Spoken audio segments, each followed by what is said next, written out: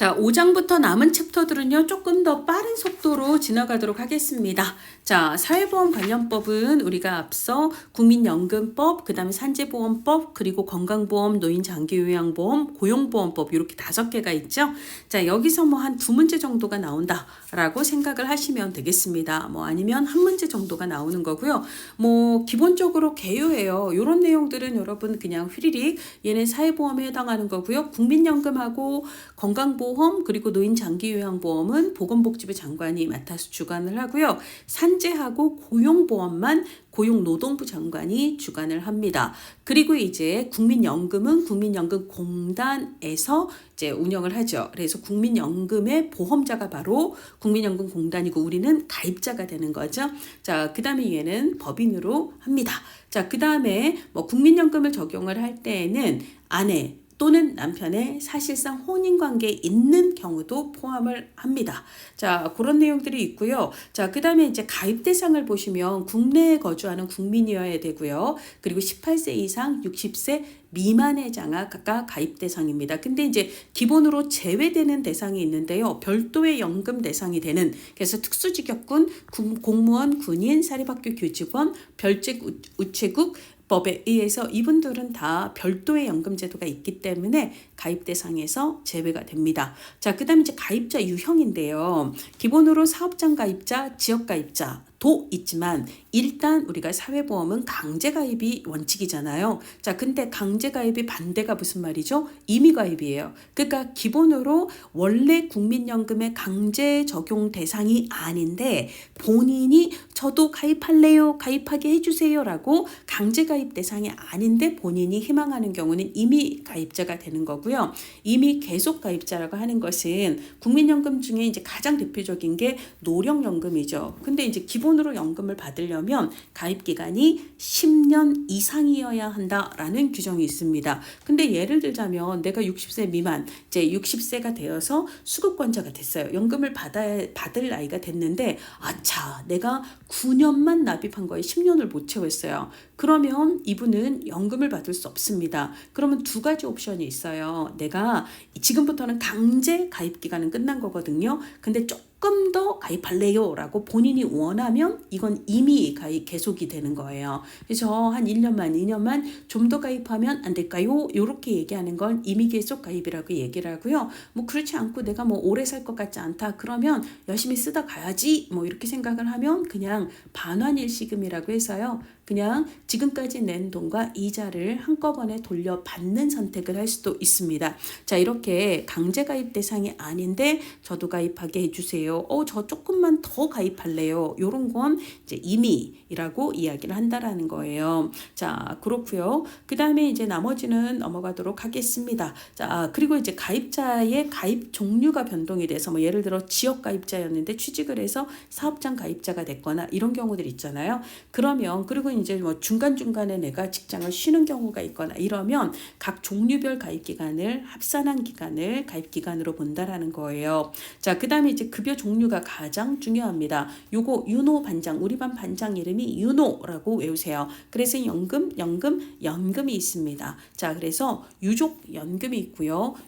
그 다음에 노령 연금이 있고요. 그 다음에 반환 일시금이 있고, 그 다음에 장애 연금이 있습니다. 아까 반환 일시금은 이분이 이제 10년 기간을 채우지 않았을 때 임의 계속이 아닌 경우에는 원금과 이자를 돌려받는 구조를 얘기를 했습니다. 자, 연금액은 지급 사유에 따라서 기본 연금액은 개인별로 계산을 해요. 그래서 이제 각자 얼마 이렇게 계산이 되는 거고요. 부양가족 연금액은 매년 보건복지부 장관이 정하는 금액입니다. 그래서 이제 이거를 합산한 값을 이제 연금액으로 받게 된다라는 이야기입니다.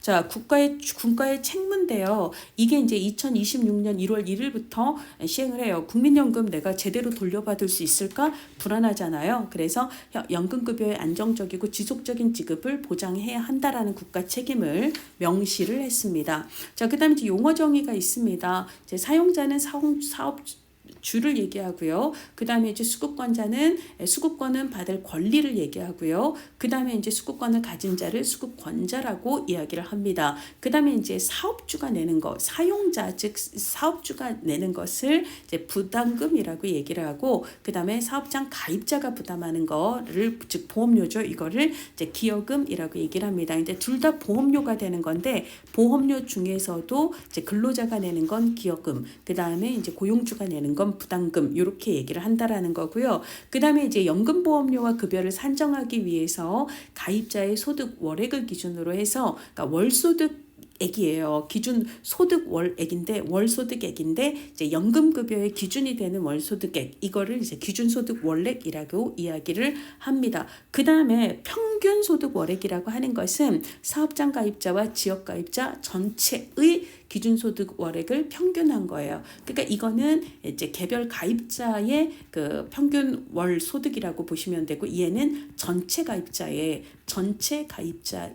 이제 평균 소득이다라고 이해를 하시면 되겠습니다. 자, 국민연금 가입자의 종류는 사업장 지역 가입자 외에도 그다음에 이미 계속 가입자가 있다라고 말씀을 드렸습니다. 자, 그다음에 이제 가입자 자격의 상실 시기인데요. 어떤 거는 해당하게 된 날에 다음 날 자격을 상실하는 게 있고요. 그날 바로 자격을 상실하는 경우가 있거든요. 그러면 그날 바로 자격을 상실하게 되는 경우는 어떤 경우냐면, 그날부터 다른 연금의 자격을 갖게 되는 거예요. 그러니까 예를 들자면 국민연금 가입 대상 제외자가 누구였죠? 아까 특수직역군에 해당하는 경우는 제외자였잖아요. 그러니까 이 말은 곧 이분이 예를 들어 공무원이 됐거나 군인이 됐거나 이래서 다른 법에 의해서 다른 연금법에 의해서 이제 연금 가입자가 되는 경우를 얘기합니다. 그러면 이제 그날부터 연금 가입자가 됐기 때문에 중복이 되지 않게 오늘부터 깔끔하게 자격 상실한다라는 거예요.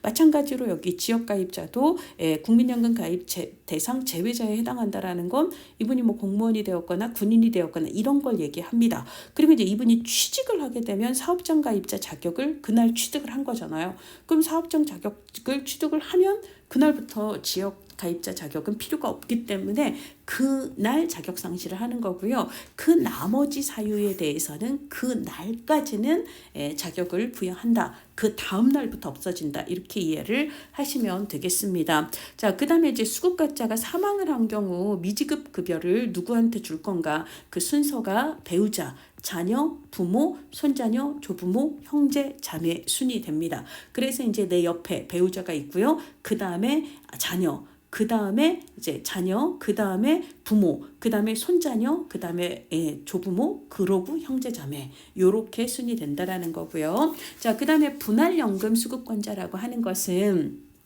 혼인기간이 5년 이상인 자가 다음 요건을 갖추면, 기본으로 이제 내가 같이 살았던 사람이랑 이혼을 했어요. 이혼을 했는데 이제 그 이혼한 사람이 예를 들어 배우자였던 사람이 그러니까 노령연금 수급권자인 거예요. 그리고 이제 수급 연령이 되었습니다. 그러면 이제 기본으로 그 사람, 나의 배우자였던 사람이 받는 이 수급권은 어쨌거나 일정 기간 혼인기간 중에 나도 기여한 부분이 있잖아요. 그러니까 내가 그 사람과 혼인관계를 유지하고 있었던 그 기여 기간 동안에 해당하는 연금액의 반은 내가 받게 되는 이런 걸 얘기를 합니다. 자, 그거를 얘기를 하는 거고요. 그래서 이제 배우자의 국민연금 가입기간 중 혼인기간이 5년 이상이고, 근데 이혼을 했고 그 사람이 노령연금 수급권자가 됐고, 그 다음에 이제 60세가 되었을 때, 그러니까 이제 나도 수급권이 생겼을 때를 얘기를 하는 거죠. 그래서 이제 그런 요건을 갖추면 이제 5년 이내에 청구할 때 분할연금을 받을 수 있다라는 이야기를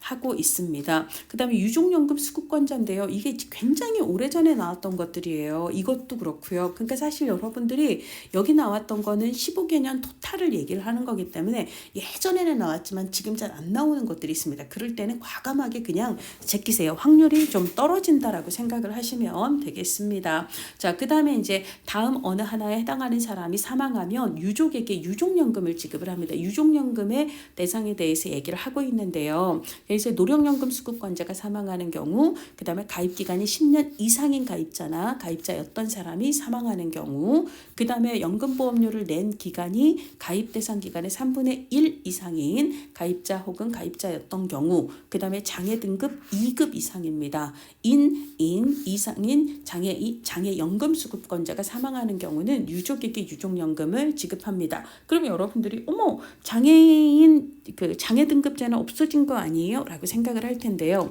우리가 이제 장애인 복지법에서의 장애 등급이 원래는 1에서 6급까지가 있었는데요. 이거는 2019년도에 폐지가 됐습니다. 이거는 지금 제가 얘기하는 건 장애인 복지법상의 장애인 복지법상의 장애 등급제를 얘기를 하는 거. 이건 지금 폐지가 됐어요. 근데 우리가 이제 국민연금 제도에는 유노 반장 이렇게 외우라고 했죠. 장애연금이 있고요. 장애연금은 장애 정도에 따라서 차등 지급됩니다. 그래서 이제 장애 정도를 등급으로 1에서 4급까지를 여기서 나누거든요. 그러니까 여기서 얘기하는 장애 등급 2급은 장애인 복지법상 장애 등급이 아니고요. 지금 여기 국민연금법상 장애연금의 1, 2, 3, 4급을 얘기합니다. 그러니까 2급 이상이라는 것은 가장 심한 1급과 2급인 장애연금 수급권자가 사망을 하면 유족연금을 지급을 하지만 나머지 3, 4급은 아니다라는 거예요. 그래서 장애 등급이 3급인 장애연금 수급권자가 사망을 할 때는 유족연금이 지급되지 아니한다가 맞습니다. 자, 유족의 범위는요. 아까 우리가 미지급금 지급 대상이 배우자가 있고 옆작궁, 그 다음에 자녀, 부모, 손자녀, 조부모, 그리고 형제 이렇게 순위 된다라고 얘기했잖아요. 근데 여기에는 이제 형제는 빠지고요. 형제는 빠지고 순서는 같습니다. 배우자, 자녀, 그 다음에 부모, 손자녀, 조부모 요 순위 된다라는 거 요렇게 알아두시면 되겠고요. 그 다음에 이제 유족연금 수급권자가 유족연금을 받을 수 있는 권리를 가진 요런 분들이 사망을 한 경우 수급권자가 사망을 할 때는 돌아가신 분에게 연금을 지급하지는 않죠.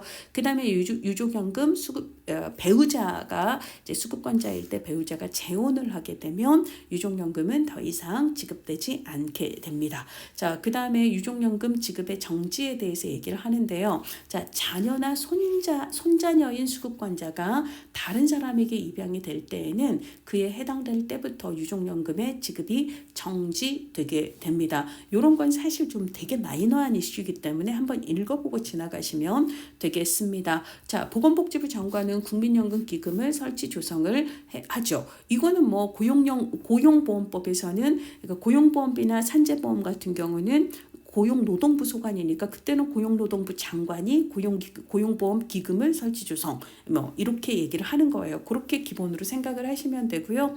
자, 그다음에 그러면 이제 국민연금 기금은 보건복지부 장관이 관리 운용을 하는 거고 뭐 고용보험 기금은 이제 고용노동부 장관이 관리 운용을 하는 거고 이렇게 생각을 하시면 되겠습니다. 그래서 이런 내용이 있는데 굉장히 마이너한 얘기예요. 쿨하게 지나가셔도 되겠습니다. 연금의 중복급여의 조정인데요. 이것도 2011년에 나왔던 거라서 이거 복잡해 싶으면요 쿨하게 지나가세요.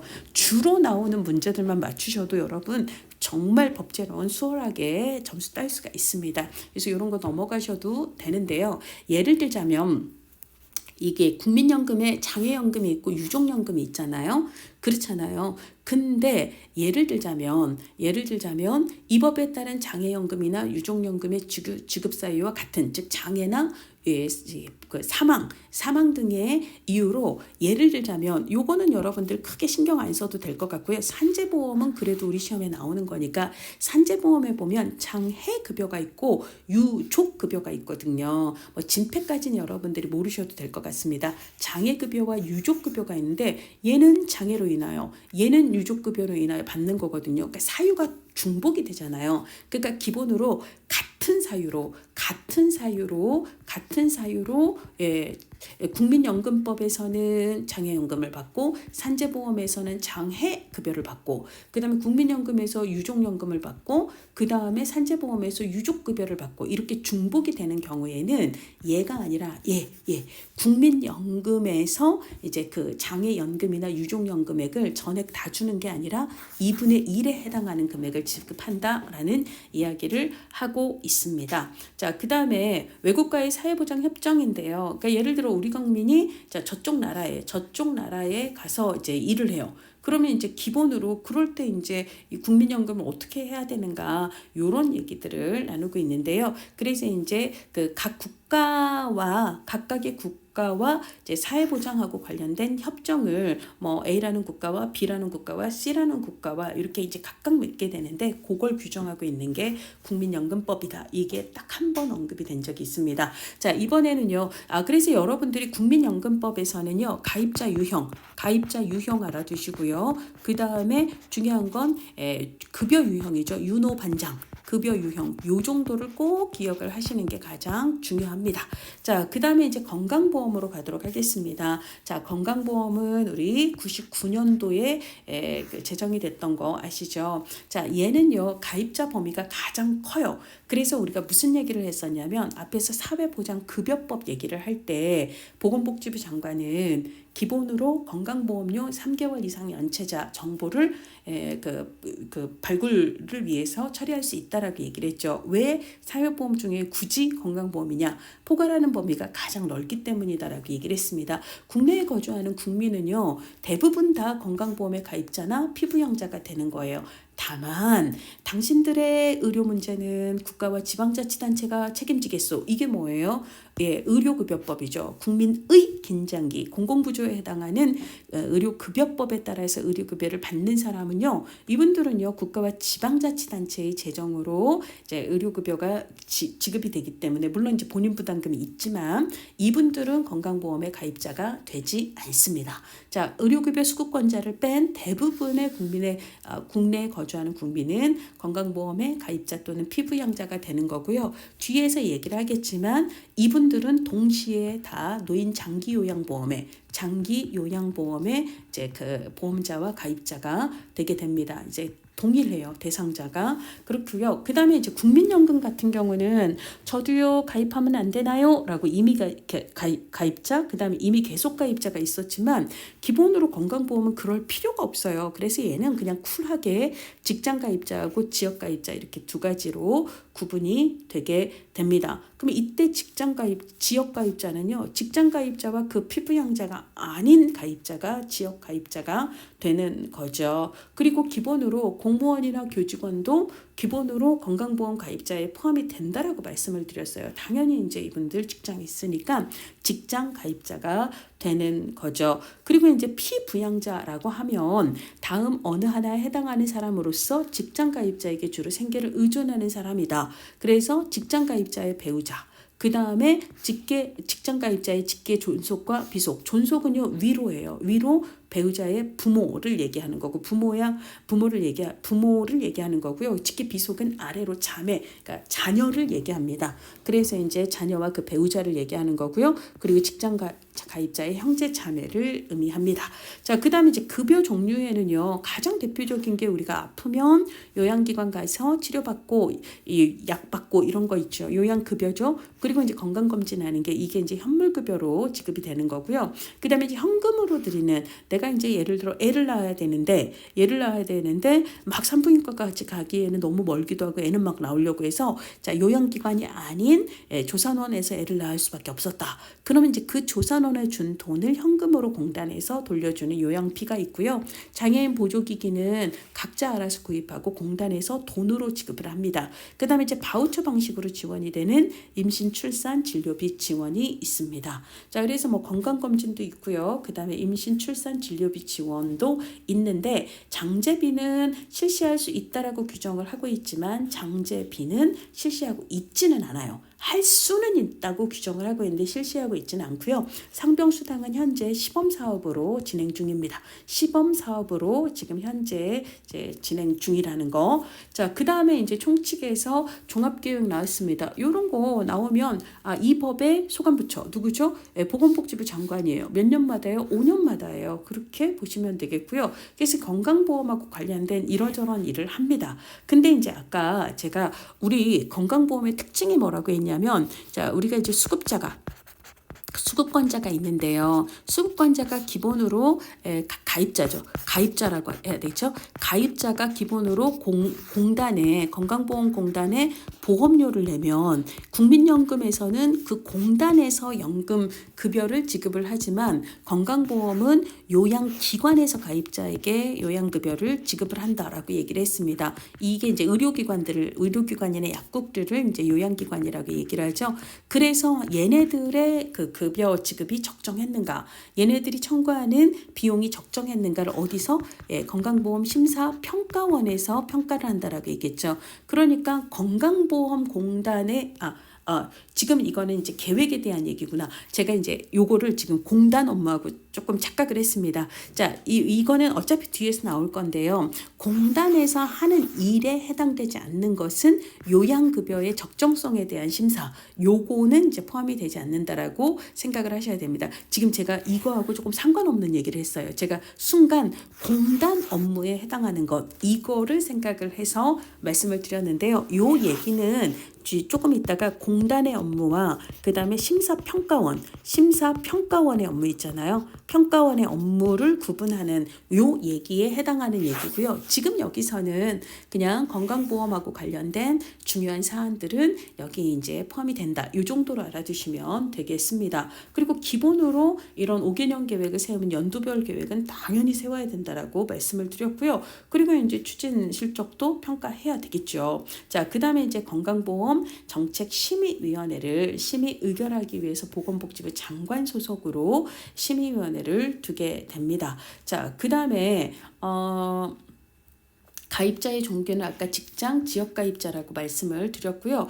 그 다음에 이제 자격의 상실 시기를 얘기하고 있는데, 자, 이 경우도요, 어떤 다음 날이 있고, 그 다음에 그 날이 있어요. 그렇죠? 그날 직장 가입자의 피부양자가 됐어요. 그러면 이미 혜택을 받을 수 있게 됐거든요. 오늘 다른 거에 의해서. 그러면 그 날부터 자격이 상실이 된다라고 보시면 되겠습니다. 그렇죠? 그리고 내가 수급권자가 됐어요. 그러면 그 자격을 잃게 되는 거죠. 뭐 다른 거에 의해서 이제 수급을 받을 수 있는 자격이 생기게 되면, 그 다음에 뭐 예를 들자면 유공자 등 의료보호 대상자가 돼서 국가와 지방자치단체가 나의 의료를 책임지기로 했어요.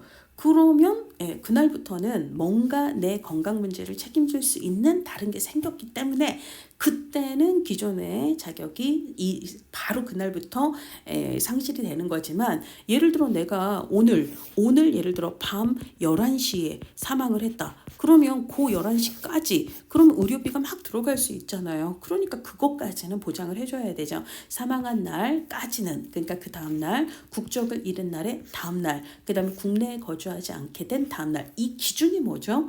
그러니까 이 사람이 이미 의료 혜택을 받을 수 있는 뭔가 다른 믿을거리가 생겼다. 그럼 그날 상실을 하는 거고요. 그게 아니면 그 다음날이다. 이 기준으로 이해를 하시면 되겠습니다. 자, 그렇고요. 그 다음에 국민건강보험공단이에요. 아까 이제 제가 요 얘기했던 게 지금 이 대목에서 나왔어야 되는 건데요. 우리가 이제 국민건강보험공단의 여러 가지 업무들이 있지만 여기에 그 건강보험 심사평가원, 그 다음 페이지 여기 있습니다. 6번에 건강보험 심사평가원이 있는데 여기서 요양급여 비용을 심사하고 요양급여의 적정성을 평가하는 거거든요. 이 업무가 건강보험공단에 끼어 있으면 맞다 틀리다? 틀리다. 이걸 알아채는 게 중요합니다. 그래서 여러분들 이제 건강보험공단의 업무에 대해서 알아보시고, 당연히 가입자 피부양자 자격 관리하고요. 그 다음에 이제 보험료와 그 밖에 이 법에 따른 징수금액 부과 징수. 그래서 이제 기본으로 보험료 부과 징수하는 거고요. 그다음에 급여 관리를 해야 될 거예요. 그다음에 비용의 지급을 하는 거고요. 보험급여 비용의 지급을 하는 거고요. 그다음에 이제 그 자산의 관리 운영 증식 사업, 의료 시설의 운영, 그다음에 건강보험에 대한 교육 훈련 홍보 등등의 일을 하게 됩니다. 자, 그렇고요. 자, 그다음에 국민건강보험은 회계연도마다 예산안을 편성해서 이사회의 의결을 거친 후 보건복지부 장관의 승인을 받아야 돼요. 예산을 변경할 때도 같습니다. 그러니까 독자적으로 편성하는 건 안 되는 겁니다. 자, 그다음에 건강보험공단은 보험료 등의 납부 의무자가 납부 기간까지 보험료 등을 내지 아니하면 그 납부 기한이 지난 날부터 매 일일이 경과할 때마다 연체금을 징수를 하게 되어 있습니다. 자, 이번에는 보험급여예요. 아까 우리가 표에서 요약을 했습니다. 건강보험의 급여는 요거다라고 얘기를 했는데 그거 하나하나에 대해서 얘기를 하고 있습니다. 가장 중요한 건 우리가 아프면 병원 가고 약국 가잖아요. 요거를 우리가 이제 요양급여라고 이야기를 한다라는 거예요. 그럼 이제 요양기관은 뭐 의료기관이나 약국을 생각을 하시면 되고 그 외에 보건소, 보건의료원, 보건지소, 그 다음에 보건진료소, 그 다음에 희귀 필수의약품센터 등이 요양기관에 해당합니다. 자, 그 다음에 이제 급여의 제한인데요. 고의 또는 중대한 과실로 인한 범죄 행위의 그 원인이 있거나 고의로 사고를 일으킨 경우는 그때는 보험급여를 하지 않게 됩니다. 자, 그 다음에 급여의 정지인데요. 자, 그게 체류하는 경우, 요런 경우는 보험급여를 그 기간 동안은 보험급여를 하지 아니합니다. 자, 근데 이제 예를 들어 요양법에 따른 병역법에 따른 현역법이나 뭐 이런 경우는 그 다음에 이제 교도소나 이 밖에 시설에 수용되어 있는 경우는 이제 요양급여에 대해서는 실시를 하게 됩니다. 자, 건강보험심사평가원은 비용심사, 적정성 평가 그 두 가지를 알아두시면 되는 거고요. 그 다음에 이제 이의신청이에요. 우리가 앞에 권리구제에서 사회보험 5대법 중에 건강보험만 이의신청이고 나머지는 뭐라고 얘기했죠? 심사청구다라고 얘기를 했습니다. 그리고 기본시효는 90일이다라고 이야기를 했습니다. 그래서 이제 이 처분이 있음을 안 날로부터 90일 이내에 문서로 이의신청을 공단에 할 수 있는 거예요. 공단에 이의신청을 할 수 있다라는 이야기를 하고 있습니다. 근데 이제 예를 들어 이의신청에 대한 결정이 나는 마음에 안 들어. 그럼 다시 할 수 있는데 그때는 두 번째는 심판 청구라고 이야기를 하게 됩니다. 자, 그 다음에 이제 행정소송을 제기할 수도 있습니다. 이거는 뭐 사회보장기본법에서도 이럴 수도 있고 저럴 수도 있다라고 이야기를 했습니다. 자, 이번에는요 노인장기 요양보험법입니다. 자, 노인장기 요양보험도 건강보험도 둘 다 보건복지부 장관이 관장하고요. 둘 다 국민건강보험공단에서 관리 운영을 합니다. 즉, 장기요양 사업도 그 다음에 건강보험 사업도 둘 다 건강보험공단이 보험자이고 우리는 가입자가 되는 거죠. 그래서 기본으로 건강보험 가입자는 자동으로 장기요양보험 가입자가 된다라고 보시면 되겠습니다. 자, 그러면 이제 누가 수급자가 되는가? 자, 일단 신청 자격 요건을 충족을 해야 돼요. 그럼 신청 자격 요건이라고 하는 건 뭐냐면은 이거는 뭐냐면 일단 가입자이거나 가입자 또는 뭐여야 되죠? 피부양자 또는 피부양자여야 돼요. 건강보험의 피부양자여야 합니다. 자, 그 다음에 두 번째가 있어요. 자, 공공부조 대상인 국민의 긴장기의 의료급여 수급권자 있잖아요. 의료급여법에 따른 의료급여 수급권자. 이 경우는 이제 건강보험이나 노인장기요양보험료에 보험료를 낸 가입자는 아니지만 이분들은 공공부조 대상이잖아요. 그러니까 이분들은 국가와 지방자치단체의 책임하에 있는 분들이거든요. 근데 이분들이 장기요양이 필요할 때는 이 법에 따른 장기요양 신청을 할 수 있고 급여를 받을 수 있다는 겁니다. 다만 가입자나 피부양자가 이용을 한 거에 대해서는 주된 재정이 보험료 재정이 되는 거고 보험료 재정 그 다음에 이제 국가지원금이 되는 거고요. 그 다음에 얘는 공공부조 대상은 국가와 지방자치단체의 책임이기 때문에 보험료 재정을 절대 사용하면 안 돼요.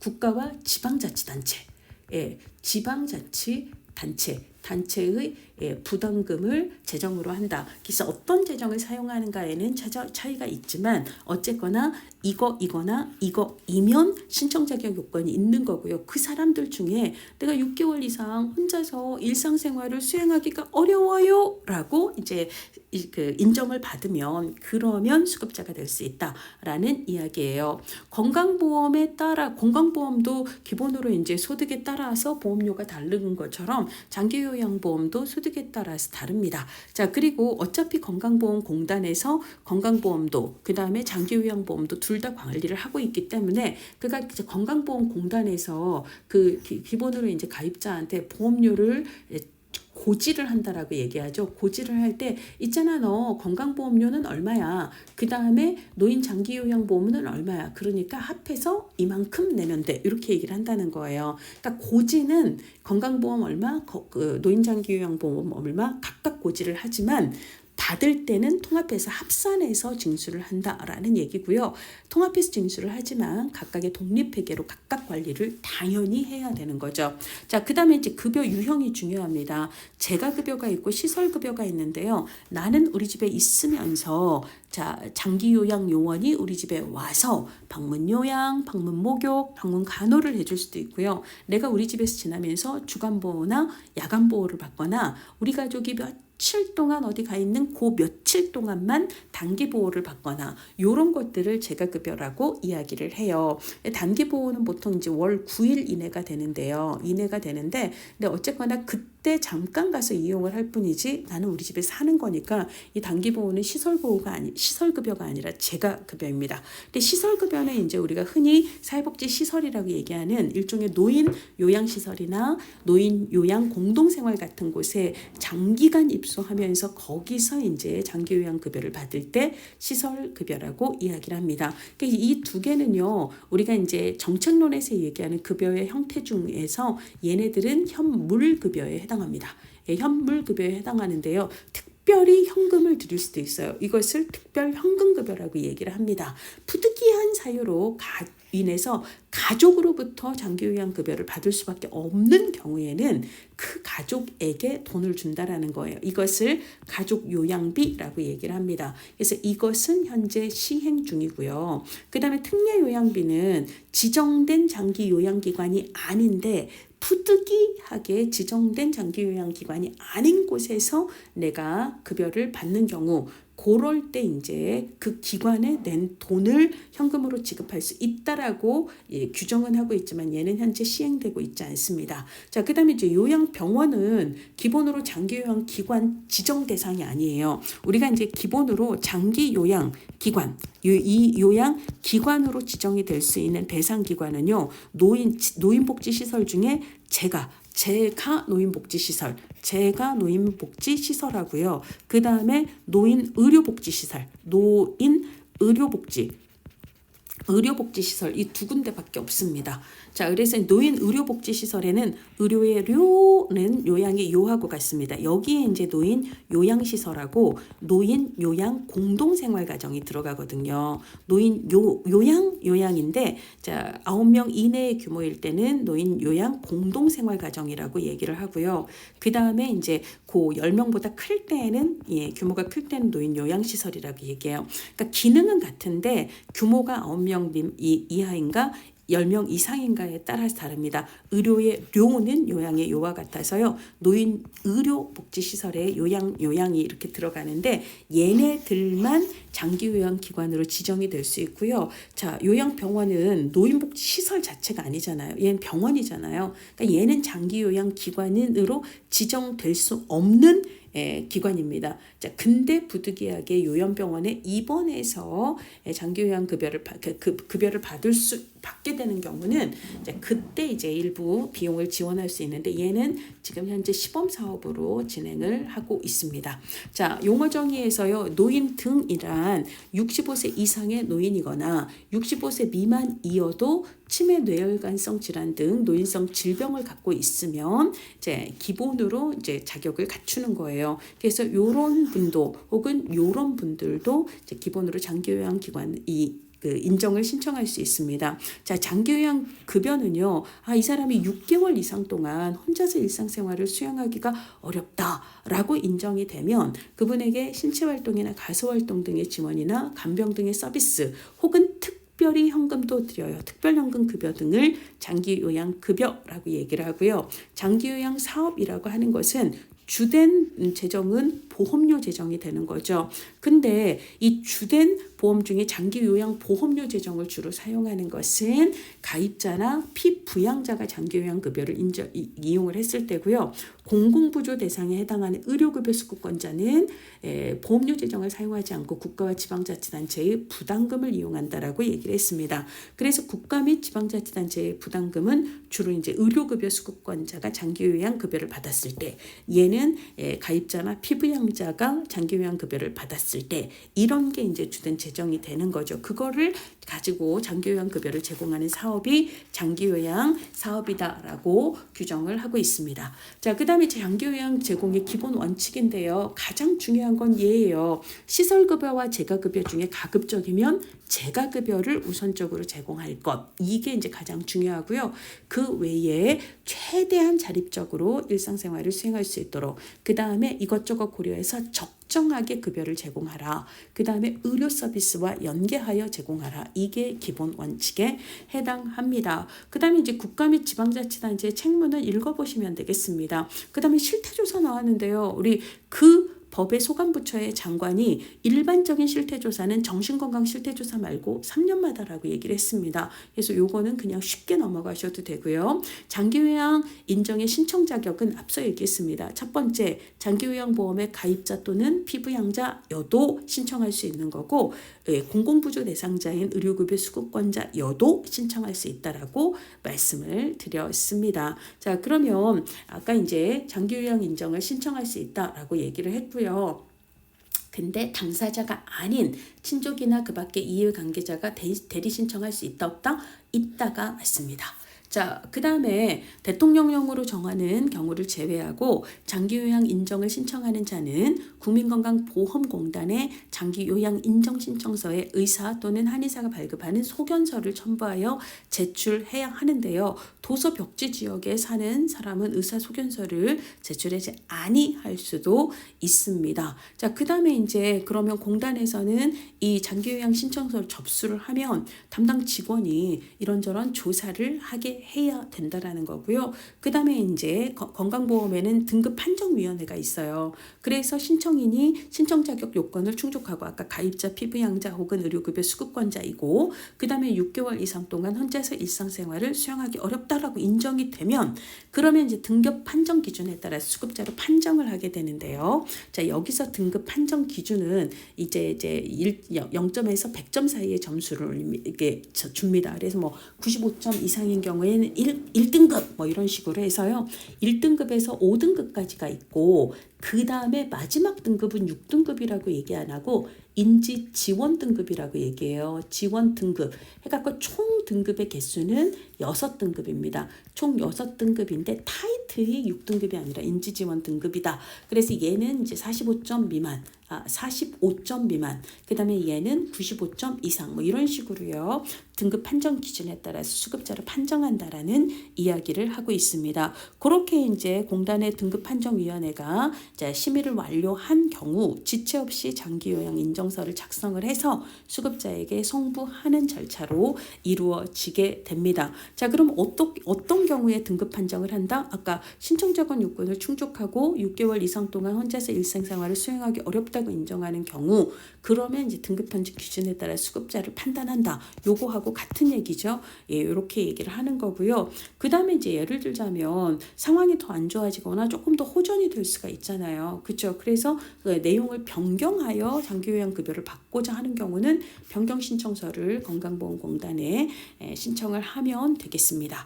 자, 이번에는요. 장기요양기관이에요. 아까 장기요양기관으로 지정이 되는 대상은 누구라고 얘기했죠? 재가 노인복지시설과 노인 의료복지시설이다라고 이야기를 했습니다. 그리고 노인 의료복지시설에는 뭐가 있다? 노인 요양시설하고 요양시설하고요.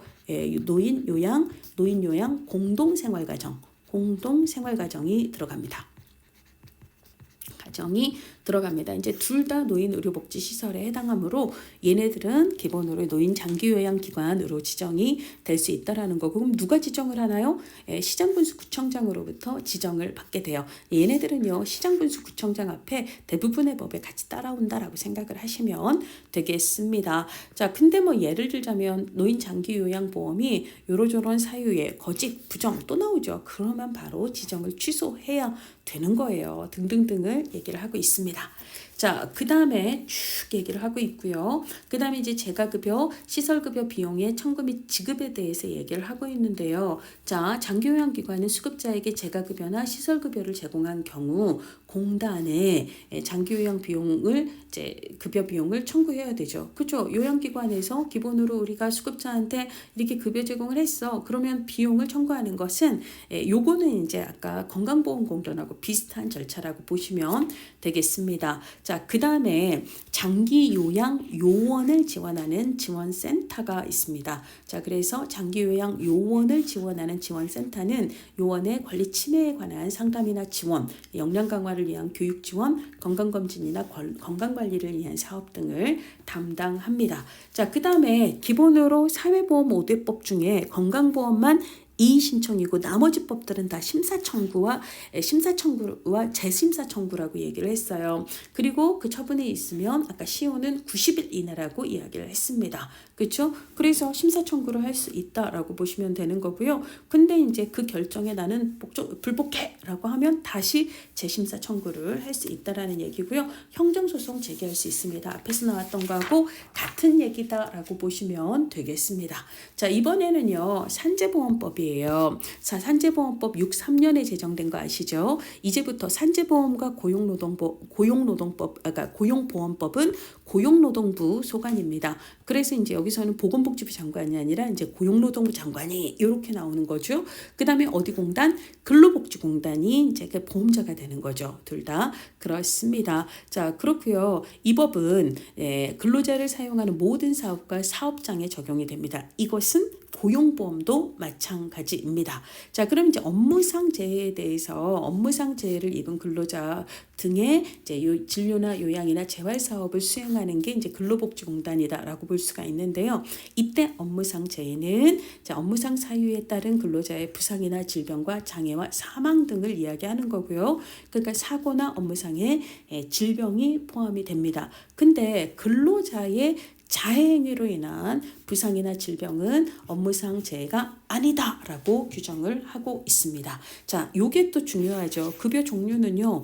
여기서도 나오지만 정책론에서도 또 나와요. 그래서 급여 종류는 모두 다 알고 계셔야 되는데요. 요게 또 많잖아요. 그래서 제가 외우기 쉽게 휴장장유 요상간직이에요.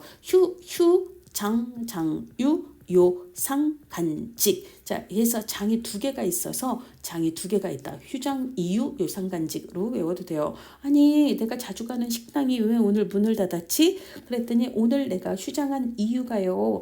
요상한 걸 간직해서예요. 라고. 휴장한 이유가 요상한 걸 간직해서요. 이런 뉘앙스로요. 휴장장유 요상간직입니다. 자, 그래서 휴업급여, 장해급여와 장례급이에요. 장애라는 말은 없습니다. 장애. 우리나라 어떤 법에도요. 장애급여라는 말은 없어요.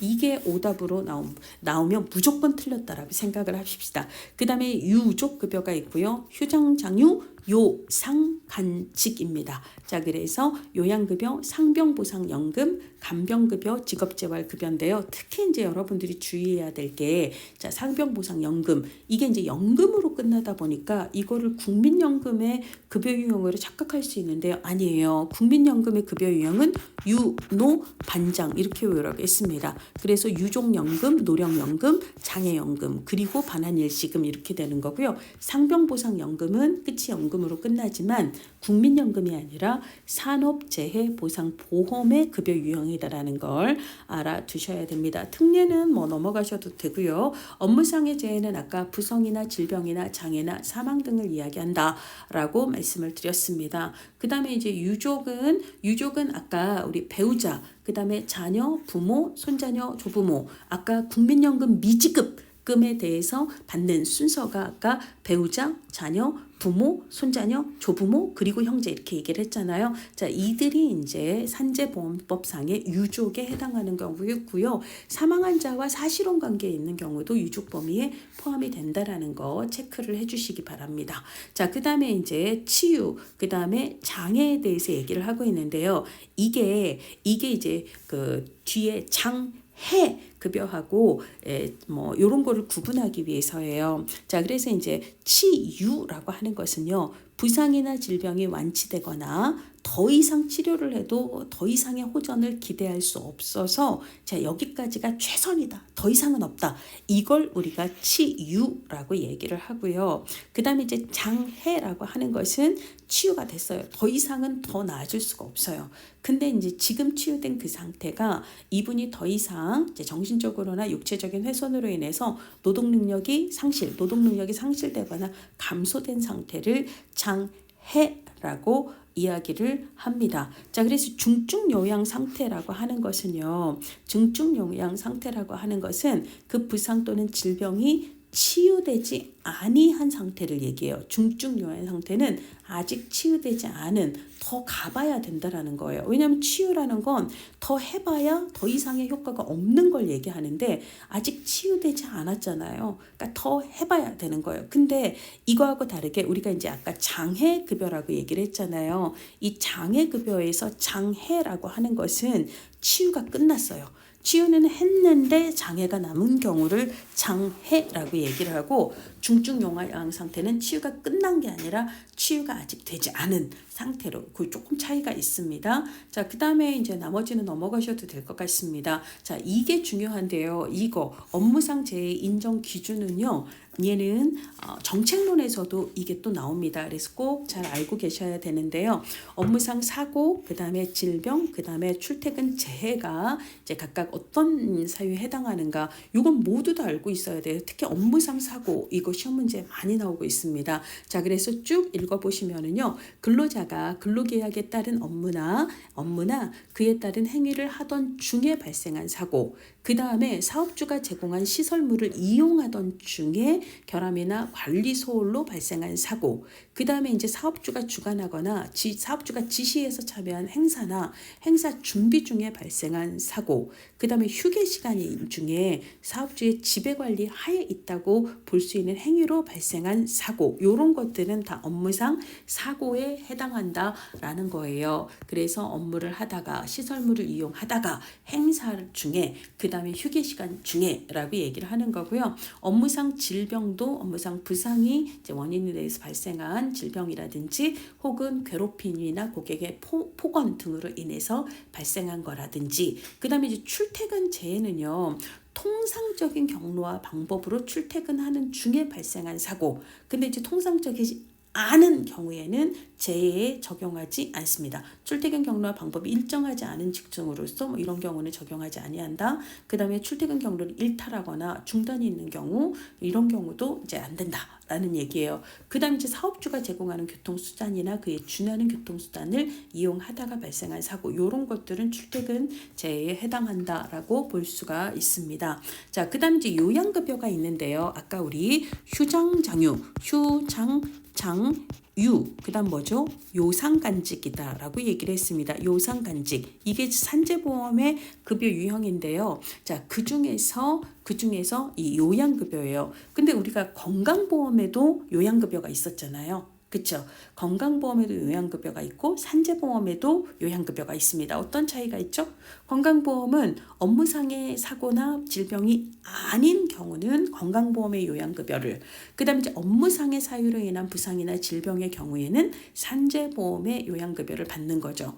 근데 이제 그런 차이도 있고요. 또 하나, 그 다음에 이제 산재보험의 요양급여는요, 업무상의 부상이 3일 이내에 요양으로 치유될 수 있는 경미한 수준일 때에는 요양급여를 지급 지급하지 않습니다. 그런 경우는 그냥 건강보험 내에서 처리하면 돼요. 자, 그러니까 3일이 지난 4일 차부터 요양급여, 산재에 의한 요양급여 처리가 된다라고 볼 수가 있습니다. 급여의 지급은 치료기간이 3일 이내일 때는 요양급여 지급이 되지 않는다. 요게 이제 건강보험의 요양급여에는 없는 규정이다라고 보시면 되겠고요. 그 다음에 이제 요양급여의 범위는 우리가 이제 흔히 병원에서 이용하는 이런저런 것들하고 내용이 거의 같아요. 다만 이제 간병 같은 경우 있잖아요. 간병 같은 경우는 건강보험의 요양급여의 범위에는 없습니다.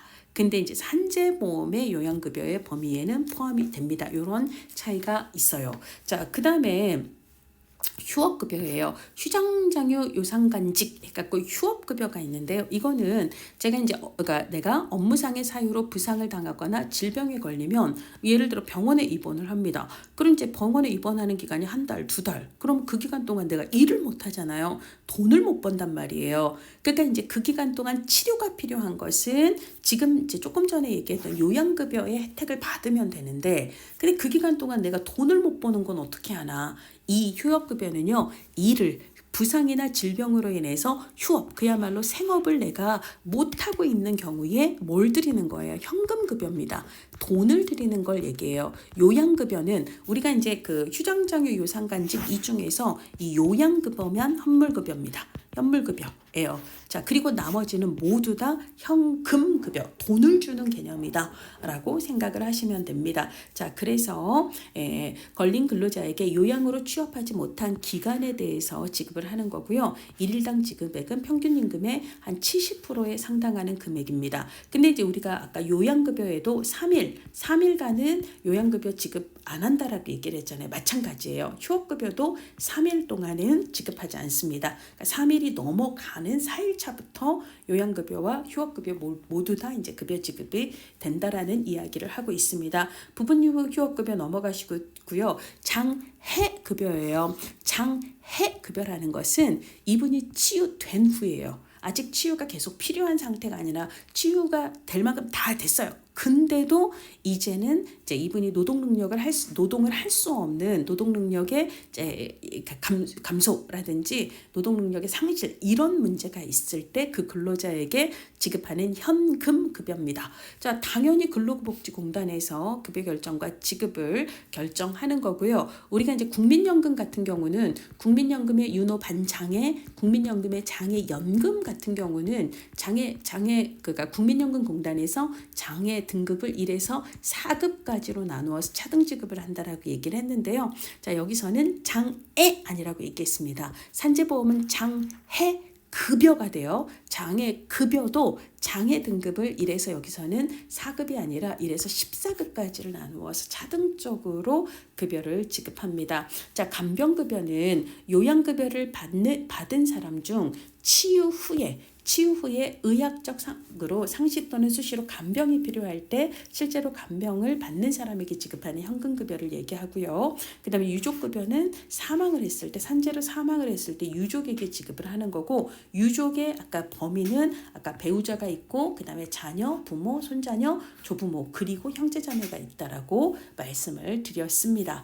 자, 그렇고요. 그래서 이제 부모, 그 다음에 이제 자녀, 손자녀 등을 얘기를 하는 거죠. 여기에 이제 기본으로 유족의 배우자는 기본으로 들어가는 거예요.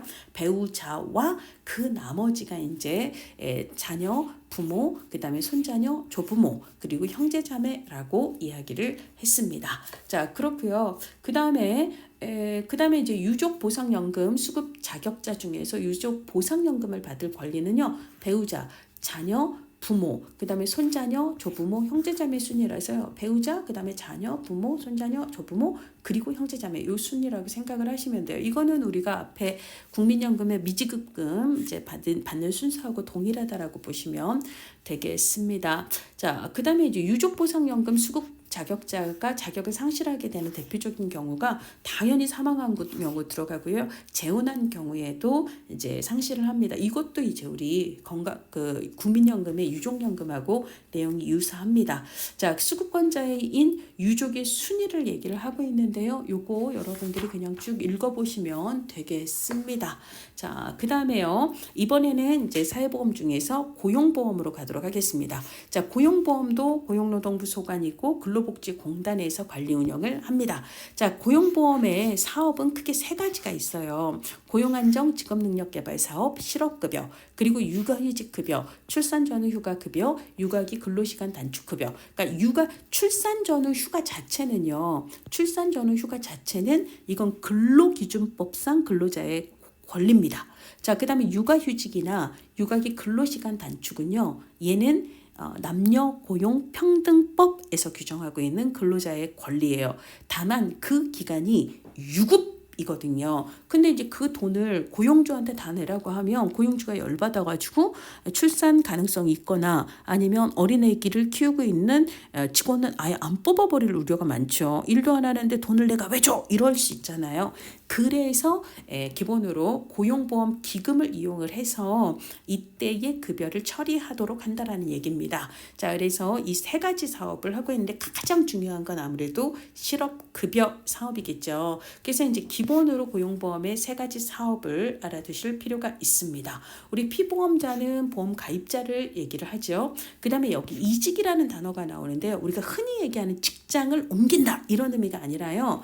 피보험자와 사업주 사이에 고용관계가 끝나는 거예요. 빠이빠이. 이제 나는 너랑 이별이야. 이런 느낌으로 생각을 하세요. 우리가 이제 흔히 실직이라고 표현하는 요게 이직이다라고 보시면 되겠습니다. 그러면 실업이라고 하는 것은요. 근로의사와 능력이 있는데도 불구하고 취업을 못하는 상태예요. 이게 이제 실업인 거지. 근로능력이 없어서 그 다음에 근로의사가 없어서 취업을 그냥 고의로 안 하고 있는 이런 경우를 얘기하는 게 아니라는 거예요.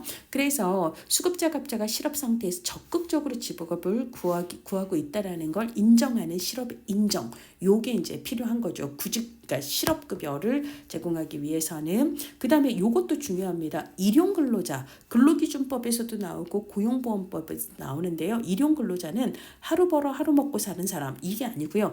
1개월 미만 동안 고용되는 사람을 얘기한다라는 거 꼭 기억을 해주시기 바랍니다. 자, 그 다음에요. 기본으로 사회보험은 어디 책임이다? 국가 책임입니다. 그러니까 국가는요. 매년 보험 사업에 드는 비용의 일부를 일반회계에서 부담하여야 합니다. 이거는 사실 여기서 고용보험에서 시험에 나왔을 뿐이지 다른 것도 마찬가지예요. 자, 그래서 국가가 일부 이제 부담을 하는 거 맞는 거고요. 그래서 국가는 매년 예산의 범위에서 보험 사업의 관리 운영에 드는 비용을 부담할 수 있다. 이것도 사실 다른 보험에도 마찬가지 규정입니다. 그냥 고용보험에서 시험 문제 나왔다라고 생각을 하시면 되는 거고요.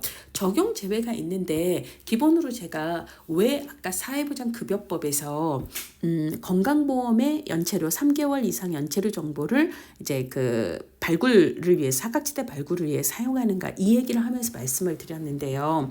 기본으로 산재보험하고 고용보험하고 그 다음에 이제 국민연금 있잖아요. 국민연금 여기 이 세 가지의 교직원이라든지 공무원은 국무원이나 군인 등은 들어간다 안 들어간다 포함이 되지 않는다라고 말씀을 드렸습니다. 이들은 교직원 연금이 있고요. 그 다음에 사립학교 교직원 연금이 있고 공무원 연금이 있고 군인 연금 등이 따로 있기 때문에 당연히 아닌 거고요. 그 다음에 산재나 고용보험도 대상이 되지 않아요. 그래서 이제 여기 공무원이라든지 그 다음에 뭐 예를 들자면 사립학교 교직원이라든지 특수직격군에 해당하는 별정우체국 이런 분들은요.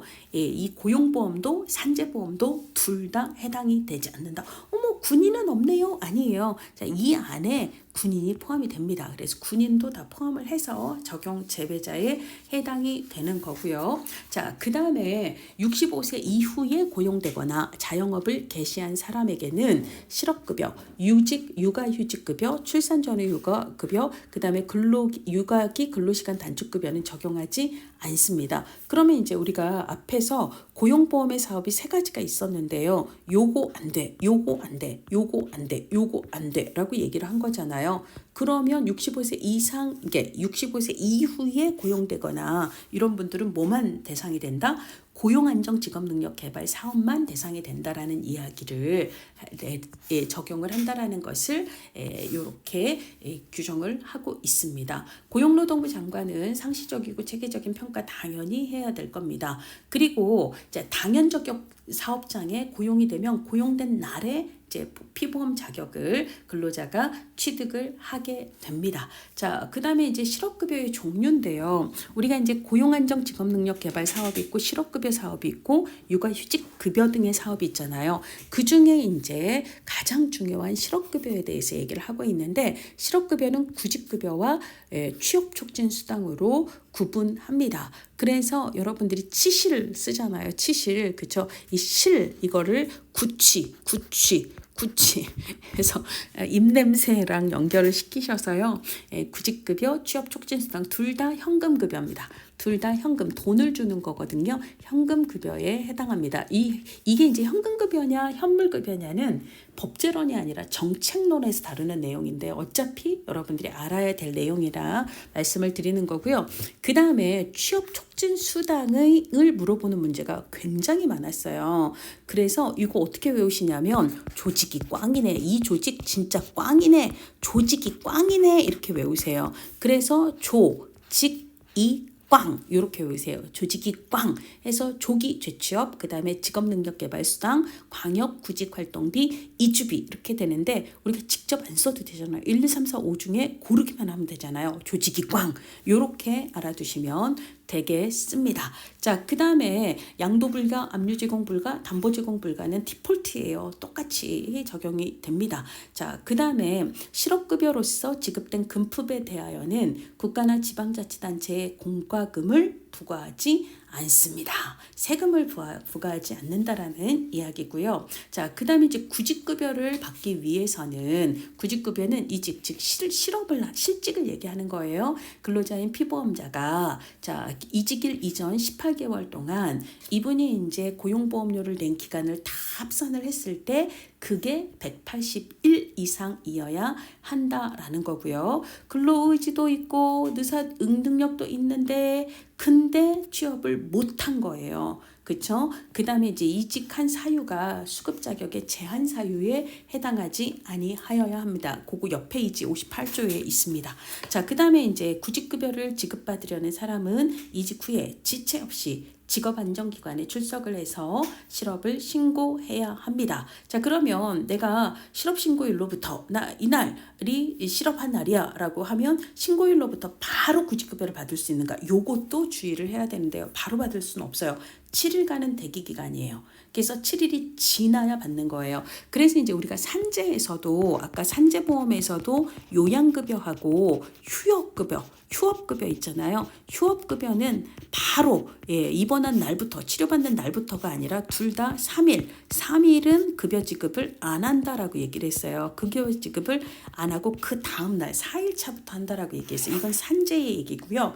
그 다음 이제 고용보험에서 구직급여는 7일은 대기기간으로 봐서 구직급여를 지급하지 않습니다. 8일 차부터 구직급여를 지급합니다. 자, 그러면 구직급여 이직 사유가 수급, 구직급여의 수급 자격 제한 사유가 해당하는 경우는 구직급여를 주지 않는데요. 어떤 경우가 제한 사유인가? 중대한 귀책 사유로 해고된 피보험자예요. 그러면 중대한 귀책 사유라고 하는 것은 형법 또는 직무와 관련된 법률을 위반을 해서 금고 이상의 실형을 선고받는 경우를 이야기를 합니다. 그 다음에 정당한 사유 없이 장기간 무단 결근을 한 겁니다. 그 다음에 이제 사업에 막대한 지장을 초래하거나 재산상의 손실을 끼친 경우예요. 예를 들어 사업 기밀을 다른 사업장에게 제공을 했다거나 이런 경우 그런 사유로 해고된 사람은 구직급여 지급 대상이 아닙니다. 그 다음에 자기 사정으로 이직을 한 경우 있잖아요. 그래서 뭐 전직하거나 자영업을 한다고 본인이 이제 때려친 경우 있잖아요.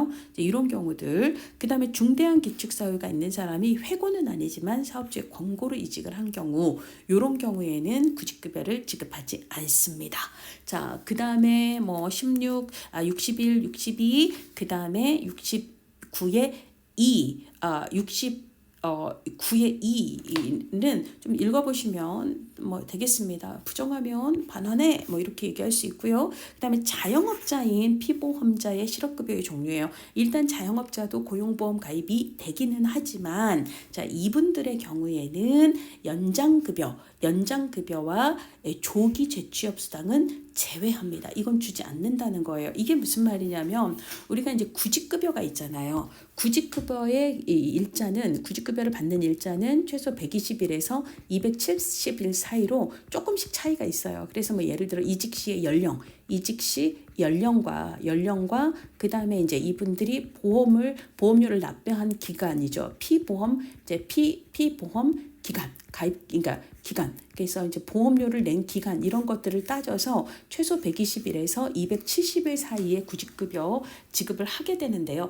플러스 연장을 하는 사유에 해당하는 게 있어요. 그래서 이제 연장 사유에 해당하면 구직급여를 조금 더 드리는데 이게 이제 훈련 연장급여, 특별 연장급여, 개별 연장급여라는 게 있습니다.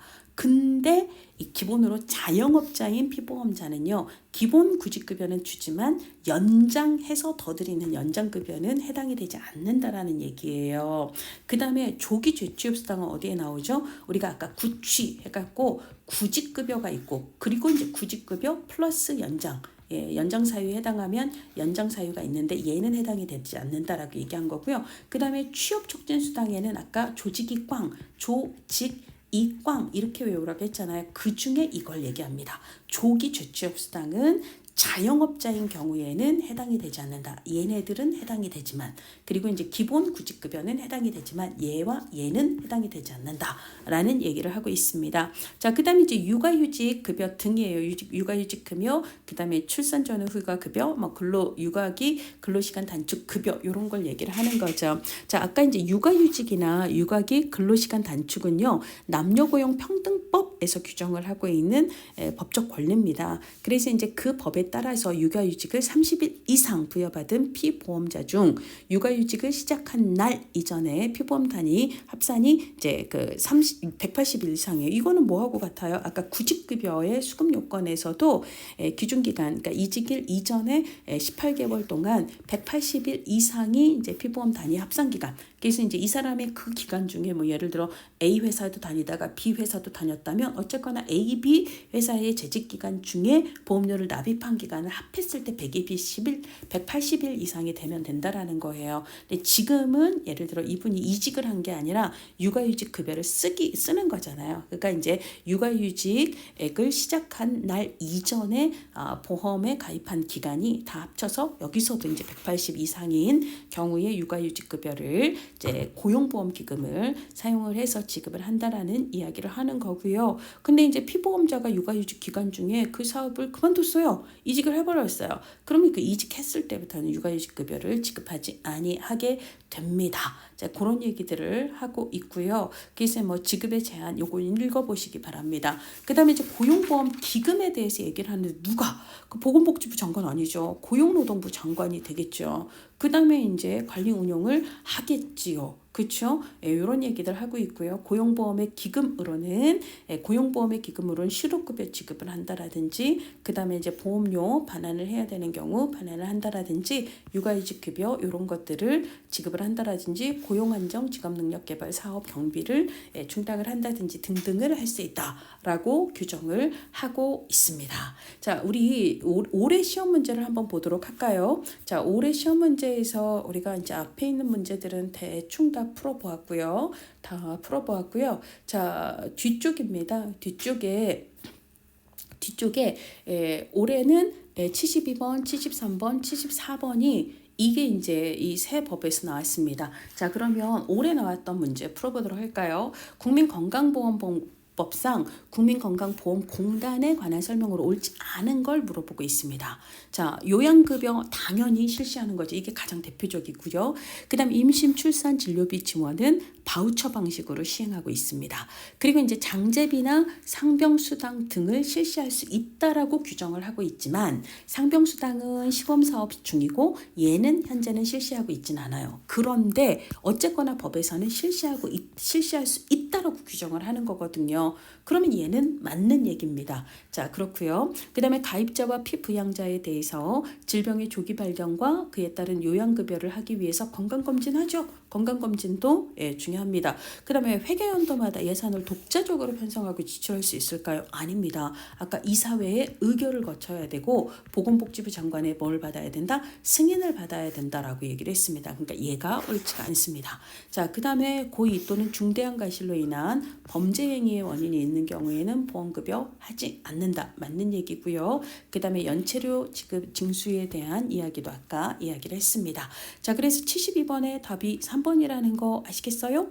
예, 그 다음에 73번입니다. 산재보험법상 보험급여의 종류예요. 이거 어떻게 외우라고 했어요? 휴장장유 여러분들 외우기 귀찮아도 외우세요. 휴장장유 유상간직 휴장장유 유상간직 밤에 잠 안 올 때 있잖아요. 그렇죠? 저 요즘 진짜 잠이 안 옵니다. 그래서 누워서 막 2시간, 3시간을 뒤척일 때도 많거든요. 그래서 누워서 책 보기는 힘들고 막 아무거나 하는 거예요. 그래서 휴장장유 상간직 잠들 때까지 하자. 휴장장유 상간직 이렇게 하시면 됩니다. 상간직 이렇게 되고요. 예방 재활급여는 없습니다. 자, 이번에는요. 74번 고용보험법에 명시되어 있는 고용보험 사업은 3가지예요.